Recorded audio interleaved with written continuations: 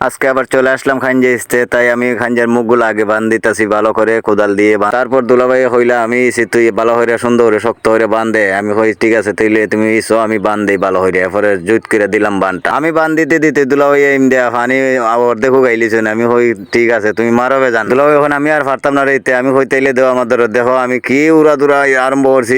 দুলাভাই এদিক দিয়ে মাটি নিতেছ না আইল বানতাছ না, আর আমি এদিকে সাথে আছি। ইস্তে ইস্তে দেখেন পুরাটা শুকাইলিছি, পুরাটা খাঞ্জে দেখাই লিতেছি আস্তে আস্তে। শুকানোর পরে দেখা গেল এই বড় একটা গাছের গুড়ি আইনে ফেলাইছিল। আমি কই কিতা এটা, আর এইটা কি ফাইলাম আবার দেখা যায়, দেখা যাক ভালো করে দেখতে লো এটা কিতা জিনিস। আমি মনে করছি মাছ রে বা।